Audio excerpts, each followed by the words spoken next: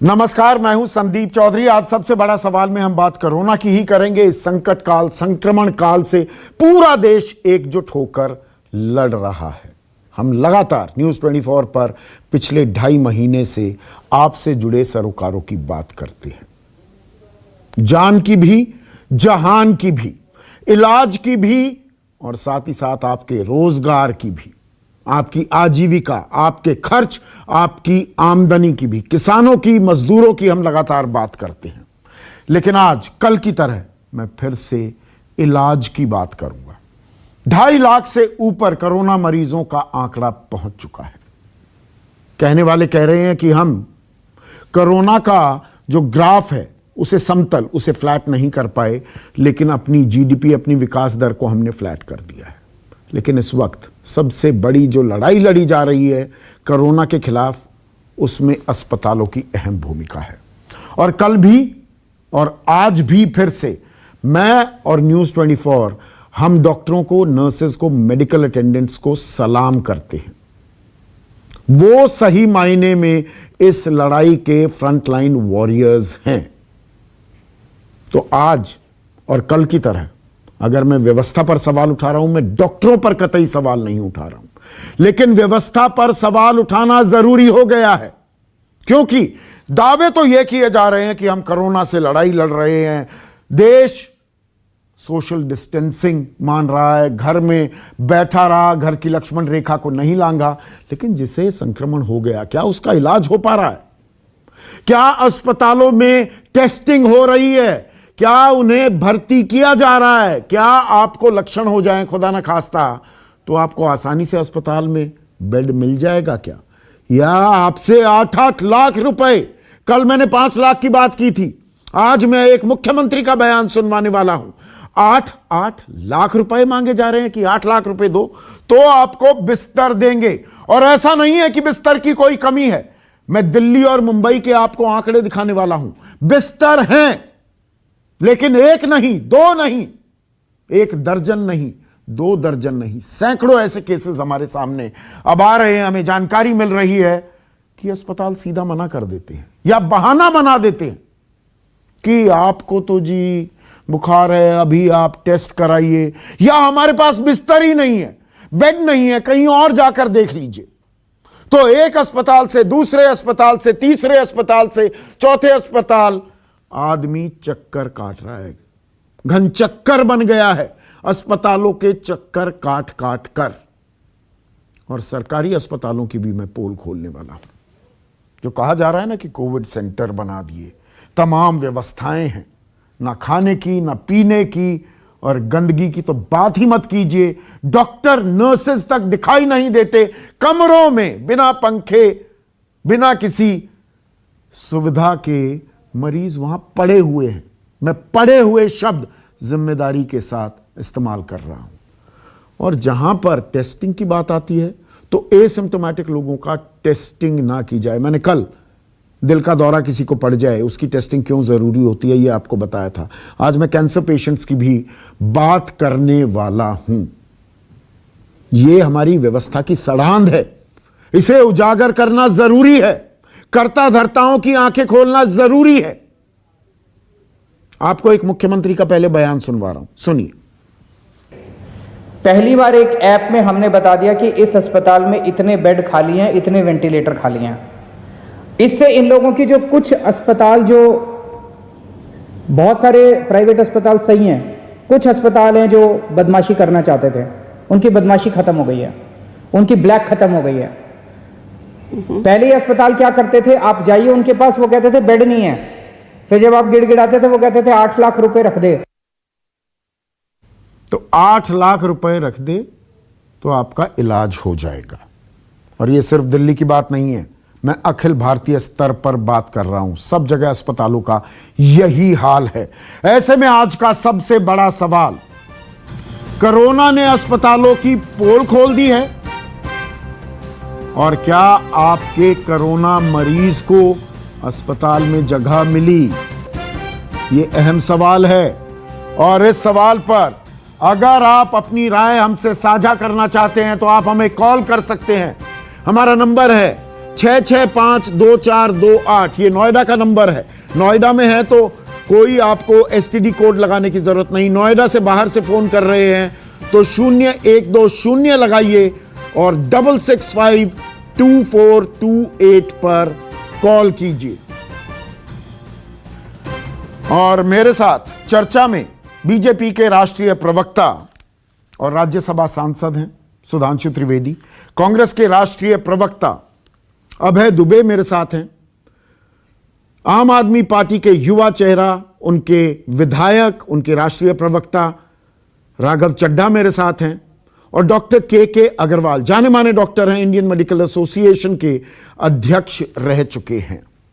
और मैं सिलसिलेवार तरीके से 5-6 पॉइंट्स उठाने वाला हूं कि अस्पतालों में भर्ती नहीं हो रही, भर्ती हो रही है तो पैसे मांगे जा रहे हैं। अरविंद केजरीवाल कह रहे हैं 8 लाख कि 8 लाख रख दो तब आपको बेड मिलेगा। टेस्टिंग क्यों नहीं हो रही है? ये आईसीएमआर की 3 जून की गाइडलाइंस हैं क्या? और मैंने कल दिल का दौरा पड़ने वाले केसेस की बात की थी, आज मैं कैंसर केसेस की बात करूंगा। डॉक्टर के अग्रवाल इस पर जानकारी देंगे। लेकिन मैंने फोन लाइन खोल दी है और मेरे साथ आलम जुड़ गए हैं। आलम की मां की, अम्मी की कल तबीयत बिगड़ गई। आलम, क्या हुआ आपके साथ? संदीप जी नमस्कार। नमस्कार। 4 तारीख को अम्मी की हमारी तबीयत खराब हुई। हम पूरा ट्राई किए पहले कि कोई हमारे यहाँ के सैंपल ले ले, डॉक्टर लाल पैथ या जितने भी थे एक सेतु ऐप से रिक्वेस्ट की, कोई आने के लिए तैयार नहीं हुआ। मम्मी की मेरी सांस जब थोड़ा सा बढ़ने लगी फिर मैं जेपी हॉस्पिटल ले गया।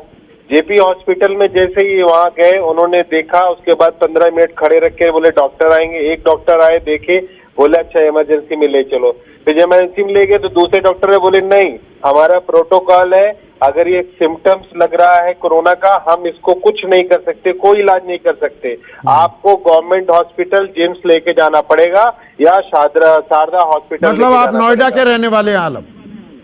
मैं सेक्टर 93 में रहता हूँ और जेपी हॉस्पिटल सबसे नियरेस्ट था और कोविड के लिए ये हो रहा था कि जेपी में आप जा सकते हैं, लेकिन वहां मुझे कोई सहायता नहीं मिली। आखिरकार फिर मैं गाड़ी उठाया, मम्मी को लिया और बेसुध हो रही थी, लेके गया जेम्स जो गवर्नमेंट का। वहां पे काफी सारी भीड़ लगी हुई थी। मैं गया, बैठा, कम से कम आधे घंटे बाद मेरा नंबर आया तो जो चेक करने वाली मशीन है, हाथ जो पल्स चेक करते हैं, वो मशीन काम नहीं कर रही है। हमने कहा दूसरी लाओ, बोले आज सुबह लाए। इन फैक्ट कुछ देर बाद कहते हैं कि अगर इनको हम टेस्ट भी करेंगे तो बेड नहीं है हमारे पास। हम कहे भैया फिर टेस्ट क्यों कर रहे हो? तो बोले हम टेस्ट करें, बेड नहीं है, बेड के लिए आपको हम कहीं भी रख सकते हैं ऐसे क्वारंटाइन जहां कोई देख रेख नहीं होगा। मैंने कहा इनकी सांस टूटी जा रही है, इनको ऑक्सीजन की जरूरत है। बोले हमारे पास कुछ नहीं, मैं कुछ नहीं कर सकता। मैं फिर वहां से परेशान, इधर उधर फोन लगाया, कुछ लोगों से मदद मांगी, नेताजी या जो भी, कोई मदद नहीं हुई। मैं 1 घंटा वहां फिर बिताया, फिर वहां से शारदा हॉस्पिटल गया। शारदा हॉस्पिटल गया तो बोले कि हम आपको बेड नहीं दे सकते, ये बगल बेड में देखिए यहाँ के डॉक्टर की माँ पड़ी है, इनके लिए बेड नहीं है, तो तुम्हें कहाँ से दे दूं? हमने हाथ गोड़ जोड़े कि भैया हमारी मम्मी का सांस एकदम अब आंख बंद हो गई है, आप वेंटिलेटर पे या न रखो तो ऑक्सीजन दे दो, 2 घंटे के लिए प्लीज रख लो इमरजेंसी में। हाथ पैर जोड़ने के बाद उसने बोला ठीक है यहाँ रख लेते हैं। 2 घंटे तक किए, उनको थोड़ा सा होश आई, उसके बाद वो वहां पे फिर हमने कोविड टेस्ट करवाया। वो मान गए कि हम कोविड टेस्ट कर लेंगे, कोई बात नहीं, आप घर जाओ, घर में क्वारंटीन करो। लेकिन लाने के बाद भी पूरी रात में कैलाश हॉस्पिटल जितना जेपी का था बात करता रहा, कहीं बेड की सुविधा नहीं उपलब्ध है। तो ये हालत है। और मैं यहाँ पर 1 मिनट आलम, मैं आपका दर्द, आपकी पीड़ा समझ सकता हूं। सुधांशु त्रिवेदी, मैं बिल्कुल राजनीति में नहीं घुसना चाहता हूं। ये पूरे भारत की तस्वीर है। मैं इलाके के हिसाब से सवाल पूछने लगा हूं, मैं वो हल्की राजनीति कतई नहीं करूंगा। पर यह हकीकत है, 2.5 महीने कोरोना से हम लड़ाई लड़ रहे हैं, हम ताल ठोक रहे हैं, इतनी पीपीई बना दी, इतने हमने मास्क बना दिए, लोगों का इलाज नहीं हो पा रहा। यह कड़वी हकीकत है। देखिए, इसके 2 पक्ष हैं। पहला तो यह है कि प्राइवेट चिकित्सालयों में तो इस बात की भी पूरी मानसिकता भी दिख रही है कि उन्हें लगता है कि यहां पर उन्हें पर्याप्त पैसा नहीं मिलेगा, तो वो तथ्य को छुपाने का प्रयास कर रहे हैं। परंतु यह भी है कि जो अन्य हॉस्पिटल्स हैं, जो कोविड डेडिकेटेड हॉस्पिटल, जैसे अभी आपके जो कॉलर बोल रहे थे, शारदा हॉस्पिटल नोएडा में कोविड के ही पेशेंट के लिए किया गया, जी कोविड के ही मरीजों के लिए किया गया है। तो जो अन्य अस्पताल है वहां दो प्रकार की समस्याएं, एक तो यह है बेड की उपलब्धता, दूसरा जितने बेड केवल कोरोना के पेशेंट के लिए रखे गए वो केवल उतना ही देना चाहते हैं, क्योंकि उन्होंने दूसरा सेक्शन बना रखा होगा जहां पर कि वो दूसरे मरीज को ही रखना चाहते हैं, कोविड के मरीज को नहीं रखना चाहते। अब यहां पर मैं एक और बात कहना चाहूंगा, जब 2.5 महीने की व्यवस्था के बाद आप देख रहे हैं कि अस्पतालों में यह कमी, और अभी आपने बोला संदीप जी इसमें कोई पार्टी पॉलिटिक्स नहीं है, मैं करना ही नहीं चाहता, ये व्यवस्था का सवाल पूछ रहा हूं मैं। तो आप कल्पना करिए कि जो लोग कहते हैं कि लॉकडाउन से पहले 1 हफ्ते के लिए खोल दिया गया होता, तब कितने अस्पताल, कितनी तैयारी, कितने मास्क, कितने सैनिटाइजर, कितने पीपी किट और कितनी जागरूकता थी। तो आप इससे अंदाजा लगा सकते हैं कि कभी कभी ये सारे निर्णय जो हेल्थ एक्सपर्ट्स हैं और जो विषय के विशेषज्ञ हैं उनकी सलाह पर लिए जाना चाहिए, ना कि किसी नहीं, मैं सीधा सवाल पूछ रहा हूं। मेरे पास यहां पर आंकड़े सामने पड़े हुए हैं कि दिल्ली में 4,606 बेड्स अवेलेबल हैं, भरे नहीं हुए वो। मुंबई में अभी भी 3,289 बिस्तर हैं, लेकिन आम आदमी जा रहा है ना, राघव चड्ढा और सुधांशु त्रिवेदी, तो सीधा मना कर दिया जाता है पहली निगाह में तो कि नहीं जी बिस्तर ही नहीं है, कहीं और देख लीजिए। और इसमें क्या होता है, आम आदमी की जान जा रही है। धर्मेश हैं, इनकी रिश्तेदार, इनकी भाभी के साथ क्या हुआ, वो भी हमसे जुड़ गए हैं, वो अपना दर्द साझा करना चाह रहे हैं। धर्मेश, क्या हुआ था आपके साथ, आपकी भाभी के साथ? सर मैं बता रहा हूँ, मैं करोलबाग क्षेत्र का निवासी हूँ। हाँ, एक्चुअली मैं बताना चाह रहा हूँ, हमारे फैमिली के साथ एक ट्रेजेडी हो गई sir, due to covid mishappening होगी मेरी भाभी जी की सर, जिसके पर्पज से मैं बताना चाह रहा हूँ कि सर हम 3 तारीख को सुबह मॉर्निंग में उनकी डेथ हुई है, बट लेकिन क्या किया हमने, इतने एफर्ट्स किए सर, इतना कोशिश करी कि किसी हॉस्पिटल में उन्हें एडमिशन मिल जाए, बट लेकिन किसी भी हॉस्पिटल में एडमिट नहीं किया गया। क्या कहते थे? हर हॉस्पिटल ने ये कहा। नहीं धर्मेश, हॉस्पिटल्स क्या कहते थे? सरकारी हॉस्पिटल भी गए, प्राइवेट हॉस्पिटल गए, क्या कह रहे थे आप? वो ये कह रहे थे अगर आप कोविड का पेशेंट है, आपके पास रिपोर्ट है पॉजिटिव, तो हम लेंगे, अदरवाइज हम नहीं लेंगे। आप ये बताइए, अगर किसी को कोई और परेशानी है, वो पेशेंट कहाँ जाएगा? मैं गंगाराम हॉस्पिटल गए, हम फिर DLK हॉस्पिटल गए, फिर हम RML हॉस्पिटल गए, वहाँ पे उनके गार्ड से हमारी झड़प भी हुई सर, और वहाँ पे गार्ड नहीं थे, इवन वहाँ पे सर, वहाँ पे बॉडी गार्ड थे, जो नाइट क्लब में बाउंसर्स होते हैं बड़े बड़े सर, वो वहाँ खड़े हुए थे, जिनसे हमारी काफी बहस भी हुई है। वो पेशेंट हमारा ब्रीथिंग कर रहा था बहुत तेज, और वो सर्वाइव नहीं कर पा रहा था बिना ऑक्सीजन के, बिना वेंटिलेटर के सर, बट हमने एम्बुलेंस के थ्रू उसको ऑक्सीजन दे रखा था।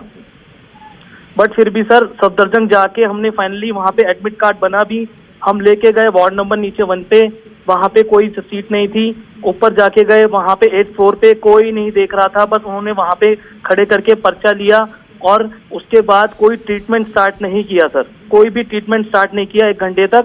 जो हमारा सिलेंडर था, वो हमारा सिलेंडर ऑक्सीजन का खत्म हो गया, जिस वजह से ही उनकी शायद मिसहैपनिंग हो गई, उनकी डेथ हो गई सर। तो ये देखिए धर्मेश, मैं आपकी पीड़ा समझ सकता हूँ, मैं आपकी पीड़ा बिल्कुल समझ सकता हूँ। राघव चड्ढा, अब देखिए चक्कर काट रहा है, घन चक्कर, मैंने जो शब्द इस्तेमाल किया ना, आदमी घन चक्कर बन रहा है, बिस्तर हैं पर बिस्तर मिल नहीं रहे, और किसी का सांस टूट रहा है, दम टूट रहा है, वो कोरोना पॉजिटिव है या नहीं है, उसे लेकर भी 3 जून के ICMR के दिशा निर्देश, कल मैंने दर्शकों को बताया था, आप लैब्स को बंद करा देते हैं कि आपने टेस्ट कैसे कर लिया। अरे किसी को दिल का दौरा पड़ा है, अगर वो उसका टेस्ट ना किया जाए, कोरोना पॉजिटिव अगर वो पाया जाता है, उसका रिस्क 20% हो जाता है। नॉर्मल आदमी का अगर एंजियोप्लास्टी या कोई भी इंटरवेंशन होती है दिल का दौरा पड़ने के बाद, उसका रिस्क 1% होता है। एक तरफ आप टेस्ट बंद करा रहे हैं, एक तरफ कह रहे हैं कि अस्पतालों में बिस्तर हम मुहैया करा रहे हैं, ये कंफ्यूजन क्यों राघव? 3-4 चीजें हैं। पहली चीज तो जो आपने टेस्टिंग पे सवाल उठाया, मैं आपके समक्ष बात रखना चाहूंगा कि पूरे देश में यदि सबसे ज्यादा जांच किसी राज्य में हो रही है, वो दिल्ली में हो रही है। 12,000 प्रति मिलियन का आंकड़ा है दिल्ली की जांच का। आज भी जैसा कि माननीय मुख्यमंत्री जी ने बताया, 5300 सैंपल यानी कि 5300 सैंपल्स की जांच आज की तारीख में चल रही है। ये कहना कि जांच नहीं हो रही है, ये गलत है। जांच के ही आंकड़े बता, तो बिस्तर क्यों नहीं मिल पा रहे? धर्मेश की भाभी की का दम कैसे टूट गया? मुझे मोतीराम गोयल जो नंद नगरी के निवासी हैं, दिल्ली हाईकोर्ट का दरवाजा खटखटाना पड़ा कि मुझे बिस्तर दे दो। ऑर्डर जब तक आया तब तक दम टूट गया था। तो ये क्यों हो रहा है, ये समझा दीजिए मुझे राघव। आप अभी और 3-4 सवाल जो कर रहे हैं कर लीजिए, फिर मुझे रोकिएगा नहीं, परेशान मत होइए, परेशान मत होइए, सवाल का जवाब दीजिए। परेशान नहीं हो रहा, मैं तो आपको मौका और दे रहा हूं, और सवाल पूछ लीजिए, फिर मैं इत्मीनान से जवाब देना चाहूंगा। हाँ, अगर कोई और सवाल, आम आदमी इत्मीनान में नहीं है, आप इत्मीनान से दीजिए जवाब। सवाल मैं सीधा पूछ रहा हूं। अब आप जनता जवाब भी तो जानना चाहती है, जनता खाली आपके सवाल तो नहीं जानना चाहती, जवाब भी चाहती है। अब जवाब देने दीजिए हमें। हाँ, बोलिए। जहां देश की औसत एवरेज जांच की 2500 प्रति मिलियन है, वहां दिल्ली में 12000 प्रति मिलियन है। आईसीएमआर की एक गाइडलाइन आई जिसने कहा कि ये 9 बिंदु जो हम जारी कर रहे हैं, इन 9 बिंदुओं पर जांच होनी चाहिए। हमने वो कॉपी करके पेस्ट करके एक सर्कुलर जारी कर दिया कि जो आईसीएमआर कह रहा है उन्हीं 9 बिंदुओं पे जांच हो। कोई हमने तो नहीं बनाई ये गाइडलाइन, आईसीएमआर केंद्र सरकार ने गाइडलाइन दी, हमने ये गुस्ताखी कर दी कि हमने अपने राज्य में लागू कर दी। यदि कोई मनमाने ढंग से पैसे वसूलेगा, जनता को परेशान करेगा, उसका लाइसेंस तो कैंसिल होगा। 42 लैब्स हैं, प्राइवेट लैब्स, जहां पर दिल्ली में जांच होता है। 17 कोविड सेंटर हैं जहां पर जांच होता है। उसके अतिरिक्त कम से कम नहीं तो कम से कम 2 दर्जन अस्पताल ऐसे हैं जिनके फ्लू क्लिनिक पर जांच होता है। धर्मेश की भाभी को बेड नहीं मिला, आ रहा उस पर मोतीराम गोयल को बिस्तर नहीं मिला, हाईकोर्ट ने हाँ भी कर दी, दम तोड़ दिया। फिर वही बात। हाँ। अब मैं जांच पे पहले बोल दूं, फिर बिस्तर पे आऊंगा। बिस्तर पे भी आपको मैं ज्ञान देकर जाऊंगा पूरा। ये जो 42 लैब्स की मैं बात कर रहा इलाज करवा दीजिए। जो 42 लैब्स की मैं बात कर रहा हूं, इन 42 लैब्स में से 6 लैब्स को नोटिस देकर बंद कर दिया क्योंकि वो लोग बदमाशी कर रहे थे। आज भी 36 लैब और 17 कोविड सेंटर और 2 दर्जन अस्पताल हैं जहां जांच हो रही है। ये हो गया जांच का विषय। तो ये जो बरगलाने की कोशिश विपक्षी कर रहे हैं वो ना करें। अब आ जाते हैं बिस्तर वाली स्थिति पर। हाँ, बिस्तर वाली स्थिति पर 4500 बेड खाली, ऑक्सीजन बेड दिल्ली में होने के बावजूद भी कहीं कहीं समस्या आई है। उसी के चलते आप देख रहे हैं कि दिल्ली सरकार हरकत में आई, एक अस्पताल के खिलाफ एफआईआर कराई, एक अस्पताल के मालिक को बुलाकर बताया जा रहा है कि ये गलती करोगे तो अस्पताल बंद कर देंगे, ये अस्पताल दिल्ली सरकार चलाएगी। फिर बदमाशी हम बर्दाश्त नहीं करेंगे। और साथ ही साथ एक प्रयास किया गया है, उस प्रयास में छोटी मोटी चूक हुई है, उस प्रयास को हम दुरुस्त कर रहे हैं। आपने मेरे सवालों का जवाब दिया। 1 मिनट राघव चड्ढा। अब केके अग्रवाल स्क्रीन पर केके अग्रवाल, ये बात आपको समझ में आ रही है? मतलब ये साझा लड़ाई, अलग अलग राज्य लड़ेंगे। आईसीएमआर की ये क्या गाइडलाइंस थी, मेरी समझ से परे हैं। कल मैंने दिल का दौरा पड़ने का तो उदाहरण दे दिया। कैंसर का पेशेंट है, कीमोथेरेपी करनी है, उसका तो कोविड टेस्ट करेंगे ना, चाहे वो एसिम्प्टोमेटिक हो या ना हो, उसका तो होगा ना। अगर उसको खुदा ना खास्ता वो कोरोना पॉजिटिव हो गया, आपने कीमोथेरेपी कर दी, वो तो मर जाएगा इलाज होने के बजाय। यहां सरकार कह रही है, आईसीएमआर कह रहा है कि नहीं, एसिम्प्टोमेटिक लोगों की आप जांच मत कीजिए, तो इलाज कैसे होगा? यह कंफ्यूजन क्यों डॉक्टर साहब? लेट मी आंसर, क्योंकि मुझे 7:30 बजे निकलना है, तो मैं एक ही बारी में सारा बोलना चाहूंगा। सबसे पहले मुझे बहुत अच्छा मौका मिला है कि यहाँ पे सुदेंशु त्रिवेदी जी भी हैं, अभय दुबे जी भी हैं और राघव चड्ढा जी भी हैं। 3 पार्टियां यहाँ रिप्रेजेंट कर रही हैं, अलग अलग स्टेट्स में ये रूल कर रही हैं। मैं चाहूंगा कि ये तीनों एक आधा घंटे का सेशन मेरे जैसे किसी आदमी के साथ करें, so that we can come back to a symbiosis for the betterment of the society. मैं राघव चड्ढा को कंग्रेचुलेट भी कर रहा हूं कि कल शाम को इन्होंने कहा कि वो सारी लेबोरेटरीज जिनको हमने शो कास्ट नोटिस दिया है, अगर उनका एक्सप्लेनेशन सही होगा तो हम उनका जो सस्पेंशन लेटर है वो वापस ले लेंगे, उनको वार्निंग देंगे या उनके साथ में बातचीत करेंगे। सो आई कंग्रेचुलेट। लेकिन 2 चीजों मेरे को आश्चर्य कर रही हैं। एक सवाल मेरा मोदी जी का है कि उन्होंने अभी तक नेशनल हेल्थ इमरजेंसी लगा के सारी स्टेट्स में यूनिफॉर्म पॉलिसी क्यों नहीं लगाई, ये मेरे को आज तक समझ में नहीं आया। दूसरा, मुझे एक सवाल राघव चड्ढा से भी है कि जब डिसीज एपिडेमिक एक्ट एप्लीकेबल है तो why can't Arvind Kejriwal government, why can't the AAP government, similarly the respective state governments, why can't you freeze the prices in a private sector? You have full powers under the Disease Epidemic Act. Essential commodities act के अंदर में, under the national list of essential medicine you can freeze the price. जब आपने एक test का price 4,500 रुपए freeze किया है, तो आप कर सकते हो कि कोविड हॉस्पिटल में कहीं पर भी कोई कोविड का पेशेंट जाएगा, वेंटिलेटर के साथ में ये पैकेज है, बिना वेंटिलेटर के साथ में ये पैकेज है, और उसके बाद में अगर कोई फॉलो नहीं करता, आप कोई भी उसके अंदर में कानूनन एक्शन लो।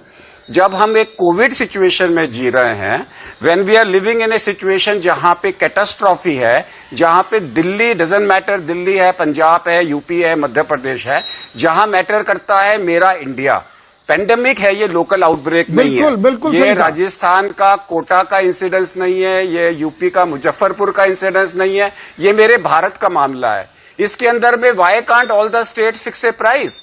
इंश्योरेंस कंपनी का एक प्राइस फिक्स हो जाए, भाई वेंटिलेटर में पर डे इतना खर्चा है या टोटल पैकेज इतना है, पर डे का इतना रूम है। मेरे को पता है कि दिल्ली सरकार हॉस्पिटल्स के साथ में नेगोशिएट कर रही है कि आप होटल के अंदर में रख लो, वेरी गुड, बहुत अच्छा स्टेप है। अब प्राइस फिक्स कर दीजिए होटल में, कितना पैसा होटल को मिलेगा। आपने दो अहम बातें कही, एक मिनट डॉक्टर के अग्रवाल, दो अहम बातें कही। सिर्फ मैं राघव जी को एक सेकंड मुझे जाना है, मैं हाँ बोलिए डॉक्टर साहब। मुझे जाना है, तो मुझे 2 दिन और लीजिए। सुधांशु जी, मैं राघव चड्ढा जी के लिए मैं एक चीज और बोल रहा हूं कि सिर्फ 7 चीजें मेरे को चाहिए कोविड फैसिलिटी क्रिएट करने के लिए। मेरे को एक कमरा चाहिए, मुझे उसमें एसी नहीं चाहिए, उसमें अगर एयर प्यूरिफायर हो जो 10 एक्सचेंजेस पर आवर करता हो, उसमें एक 5 लीटर वाला ऑक्सीजन कंसंट्रेटर हो, जिसमें छोटा सा ऑक्सीजन मीटर हो, जिसमें एक लो मॉलिक्यूलर वेट हिपैरिन और एक रेमडेसिविर की दवाई हो कि अगर ऑक्सीजन कम हो गया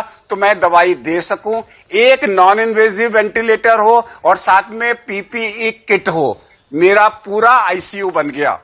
वेंटिलेटर की जरूरत 100 में से 2 को पड़ती है। मैं घर में, नर्सिंग होम में, बहुत अहम बात कही है। 1 मिनट, अजय आलोक और राघव चड्ढा स्क्रीन पर। बहुत बहुत शुक्रिया डॉक्टर के अग्रवाल। अजय आलोक, देखिए 7 पैरामीटर्स कैसे आईसीयू बन सकता है ये तो बता दिया, पर 2 अहम बातें। राघव, मैं आपके पास आऊंगा, पहले अजय आलोक से। खुद भी डॉक्टर हैं, प्रवक्ता होने के अलावा, राजनेता होने के अलावा, एक राष्ट्रीय नीति क्यों नहीं हो सकती? ये बिल्कुल अहम बात है, अहम सवाल उठा रहे हैं डॉक्टर के अग्रवाल। ये राज्यों पर जिम्मेदारी डालना, health is a state subject, अरे फिर तो law and order is also a state subject, agriculture is also a state subject. ये अभी खेल, हमारी एक राष्ट्रीय नीति क्यों नहीं है? अखिल भारतीय स्तर पर कोरोना के खिलाफ एक नीति क्यों नहीं है? अलग अलग आवाजों में क्यों बोल रहे हैं हम? नहीं संदीप, मैं आपकी बात से सहमत हूं। अब जब हम देख रहे हैं कि देश में पिछले 8 दिनों से ट्रेंड बिल्कुल अपगोइंग ट्रेंड जा रहा है, 9,000 10,000 मामले के लगभग रोज आ रहे हैं, तो निश्चित तौर पे अनलॉक 1 में जैसे हमने शुरू किया था तो केंद्र सरकार ने बिल्कुल कहा था कि हम हर सप्ताह इसकी मॉनिटरिंग कर रहे हैं। तो अब बिल्कुल समय है कि एक राष्ट्रीय नीति होनी चाहिए।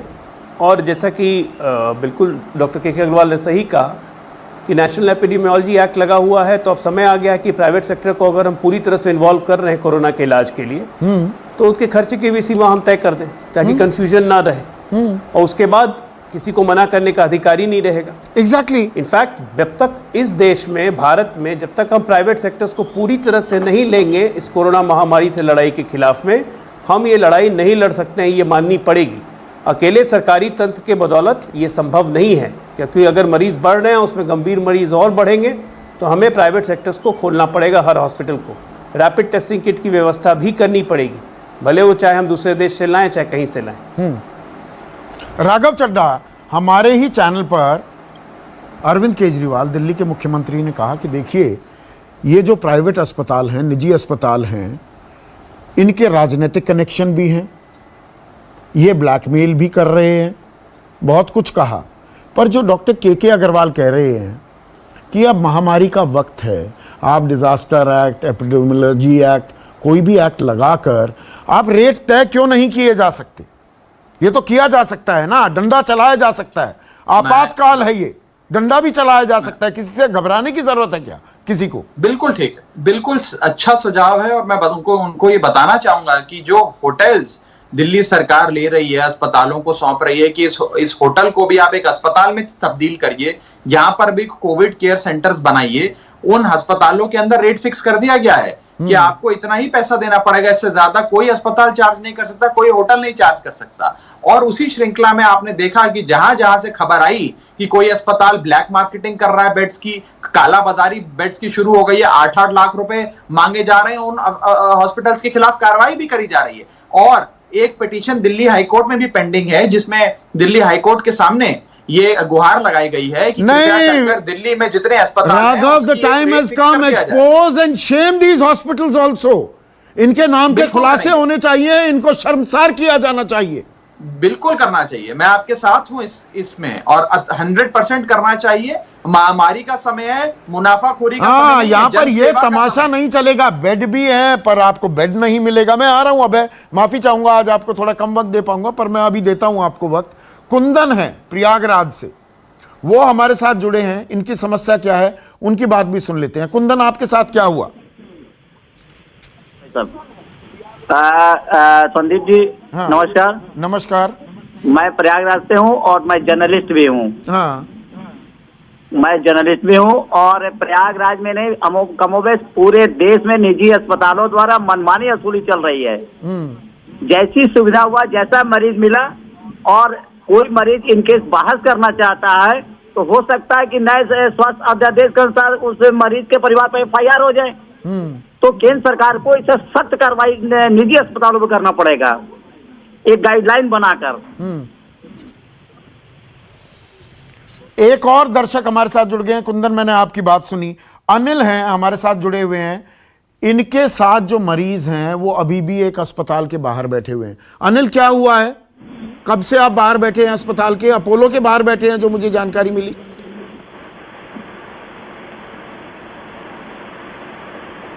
अनिल, आपको आवाज आ रही है? हाँ जी, आ रही है जी। हाँ अनिल, आप कहाँ बैठे हैं? मरीज को क्या हुआ है? मेरे जो है जिया जी जो है ना, हाँ, केबिन के बाहर बैठे हुए हैं। ओहो। और उनको ऑक्सीजन की जरूरत है, उनको ऑक्सीजन नहीं मिल पा रही। कहाँ बैठे हैं आप अनिल? अपोलो हॉस्पिटल में, पोटा केबिन के बाहर। और वहां पर भर्ती नहीं किया जा रहा है? वहां पे जो है डॉक्टर जो है यूसुफ बैठे हैं, वो कह रहे हैं अभी बेड कोई खाली नहीं है, हमारे पास कुछ नहीं है, हम कुछ कैसे दे दें। और ऑक्सीजन भी नहीं लगी अब तक उनको। मैंने मास्क वगैरह सब कुछ लाके दे दिया उनको। अनिल, वहां पर डटे रहिए। और यहाँ पर दिल्ली सरकार के विधायक, ये पार्टी के और नेता बड़ा बैठ के बात कर रहे हैं, जिम्मेदार चेहरा है राघव चड्ढा। देखिए, अपोलो में भर्ती नहीं हो रहा है, ये लाइव चल रहा है कार्यक्रम। ये अनिल की मदद कीजिए। मैं न्यूज़ 24 की तरफ से गुहार लगा रहा हूं आपको। कृपया करके अनिल जी का फोन नंबर मुझे, संदीप जी आपके पास मेरा नंबर है, मुझे कृपया करके मैं अभी 1 मिनट में व्हाट्सएप कर रहा हूं। विकास, व्हाट्सएप कीजिए राघव चड्ढा को अनिल कुमार का नंबर। अनिल, अभी मदद करवा रहे हैं हम आपकी, अभी करवा रहे हैं। दिल्ली सरकार के जिम्मेदार चेहरा हमारे साथ बैठे हैं। मेरा नंबर लिखिए, मैं देता हूं। मैं अभी ले रहा हूं अनिल, मेरे सहयोगी आपसे नंबर ले रहे हैं, अभी मदद करवा रहे हैं हम आपकी। बिल्कुल। पर देखिए, अब है मतलब ये हकीकत है। आप देख रहे हैं, हमने लाइन खोली और इतने फोन आ रहे हैं, मैं सबके फोन ले भी नहीं रहा हूं। ये हकीकत है। जून और जुलाई में इसका स्पाइक आने वाला है, ये प्रधानमंत्री जी ने कहा है। एम्स के डायरेक्टर को हमने सुना, उन्होंने कहा है। अभी कैबिनेट सेक्रेटरी ने सारे चीफ सेक्रेटरी के साथ मीटिंग की है और नीति आयोग ने बताया है कि जून और जुलाई में इसका पीक आने वाला है। आज जब हम चर्चा कर रहे हैं तो तमिलनाडु सरकार ने यह प्रबंध कर दिया है कि उसने कोविड के पेशेंट्स की सारे हॉस्पिटल्स में एक कैप लगा दिया है। और जो क्लिनिकल स्टेब्लिशमेंट एक्ट 2010 है, उसके तहत सारे राज्य कर सकते हैं। केंद्र सरकार भी पैंडेमिक एक्ट और डिजास्टर मैनेजमेंट एक्ट के तहत ये कर सकता है। एक षड्यंत्र और होने लगा है, लगभग सारे राज्य अब अपनी टेस्टिंग कम कर रहे हैं। ये राघव चड्ढा यहाँ बैठे हैं, इनसे पूछिए। इन्होंने 5 जून को 5187 टेस्ट किए हैं, जो 9584 थे 10 मई को। ये सारे राज्य ये इसलिए कर रहे हैं कि उनको ये भय लगने लगा है कि बदनामी होगी और बड़ी संख्या में एसिम्टोमेटिक पेशेंट जो दूसरे गंभीर रोगों से ग्रस्त हैं उनको इन्फेक्ट करेंगे। एक बात, दूसरी बात मैं कहना चाहता हूं कि सारे हॉस्पिटल्स को राज्य सरकारें एक्वायर करें, राघव की आवाज ठीक कीजिए। वार्ड अलग से बनाए और डेडिकेटेड रेस्पिरेटरी वार्ड बनाए। ये बहुत बड़ी समस्या देश के सामने आने वाली है संदीप जी। ठीक है, मैं बात समझ गया, मैं पर राजनीति नहीं करना चाहता हूं। देखिए राघव चड्ढा कह रहे हैं आईसीएमआर की गाइडलाइन आ रही है। एक मिनट सुधांशु त्रिवेदी राघव चड्ढा गाइडलाइन नहीं बनाता है, आईसीएमआर गाइडलाइन बनाता है जांच की। बिल्कुल ठीक बात है। सुधांशु त्रिवेदी स्क्रीन पर। सुधांशु त्रिवेदी, मतलब बात समझ में आ रही है, ये अलग अलग जगह से जो ये कॉल्स आ रहे हैं, ये कोई हमने बाइट नहीं ली है कि उसमें सुविधा अनुसार पीछे का पोर्शन आगे का पोर्शन काट दिया, बस जो बहुत ज्यादा सनसनीखेज हो उसे ही दिखा दिया। ये लोग स्वतः फोन कर रहे हैं और इतने फोन आ रहे हैं सुधांशु, फोन लाइंस हमारी जैम हो गई हैं, हम बहुत ही कम फोन्स ले पा रहे हैं। लोग इतने परेशान हैं, ये हकीकत है, इस पर हमें गौर करना होगा। जो के अग्रवाल कह रहे हैं, एक राष्ट्रीय नीति क्यों नहीं हो सकती, कैपिंग ऑफ प्राइसेस क्यों नहीं हो सकता, जो भर्ती होना चाहता है वो भर्ती क्यों ना हो, जिसका टेस्ट होना चाहता है टेस्ट क्यों ना हो। संदीप जी, आपने एक सही बात कही। आपकी बात का उत्तर अभी आपके डिबेट में ही है। अभी अभय दुबे जी ने कितने ऊंचे स्वर में बोला जैसे विपक्ष में ही है। अरे भाई, आधा दर्जन राज्यों में आप सत्ता में हैं, जो कुछ आप यहां बोल रहे हैं आपने करके दिखाना चाहिए था। और हम लोगों ने जब नेशनल पैंडेमिक एक्ट लगाया था, याद करिए, इस देश में जगह जगह स्वास्थ्य कर्मियों, डॉक्टरों, सुरक्षा कर्मियों पे हमले हुए और इस सीमा तक हमले हुए और फिर उनका राजनीतिक एंगल निकाला गया कि अध्यादेश लाना पड़ा उनके प्रोटेक्शन के लिए। तो समस्या यहां पर है, यदि एक बार हम ईमानदारी से खड़े हो जाएं, राजनीतिक विरोध भूलकर कि इस समय पहले इस महामारी से लड़ना है, जैसे इजराइल में हो रहा है। इस समय विपक्ष और सत्ता पक्ष एक है, जैसा कि इटली में हो रहा है, जहां से तो उनको और अधिक इस बात को ध्यान रखना चाहिए। तो मेरे विचार से बेहतर समाधान निकल सकता है। अन्यथा आरोप प्रत्यारोप का यह समय नहीं है। बिल्कुल सही कहा, आरोप प्रत्यारोप का समय नहीं है, सबको साझा लड़ाई है। और देखिए, अस्पतालों की मनमानी तो नहीं होनी चाहिए और सरकार को डंडा बिल्कुल चलाना चाहिए। जिसे भर्ती होने की जरूरत है उसका तमाम इलाज, उसका तुरंत इलाज हो, वो फौरन भर्ती किया जाए। और इस बात पर हम पीछा नहीं छोड़ेंगे। हम लगातार जहां जहां खामियां हैं, जिसकी खामियां हैं, उन्हें उजागर करते रहेंगे। आज के लिए बस इतना ही।